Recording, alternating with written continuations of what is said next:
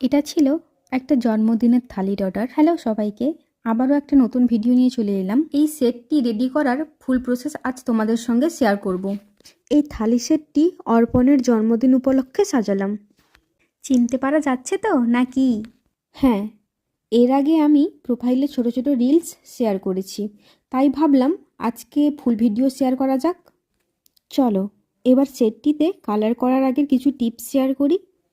ফার্স্টে আমি থালাবাটিগুলোকে জলে ভালো করে ধুয়ে নিয়েছি। ধোয়া হয়ে গেলে শুকনো কাপড় দিয়ে ভালো করে মুছে হোয়াইট প্রাইমার করে নিয়েছি। এবার ক্লায়েন্টের পছন্দ অনুযায়ী আমি ওভারি এফেক্টের জন্য থালিটির মাঝে লাইট এবং বাকি অংশে ডার্ক মেরুন কালার করে নিয়েছি। এখানে আমার পুরো সেটটিতে বেস কালারটা করা কমপ্লিট হয়ে গেলে ভালো করে শুকিয়ে নিয়েছি।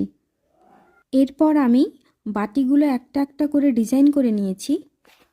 এখানে বাটিগুলো আমি আমার মতো করে ডিজাইন করেছি। যিনি অর্ডারটি করেছিলেন উনি একটা ছবি পাঠিয়ে বলেছিলেন যে দুটো প্লেট ওনার পাঠানো ডিজাইনে হবে, আর বাটিগুলো এবং গ্লাস আমার পছন্দ অনুযায়ী করতে।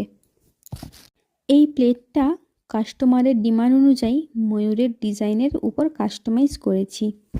সেটটির ডিজাইন কমপ্লিট হওয়ার পর ভালো করে শুকিয়ে আমি এখানে বার্নিশ অ্যাপ্লাই করে নিয়েছি।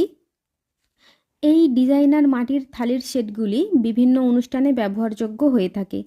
মাটির থালা সেট এবং বিয়ের যে কোনো সামগ্রী তোমরাও যদি নিতে চাও তাহলে স্ক্রিনে দেওয়া নাম্বারে কন্ট্যাক্ট করতে পারো।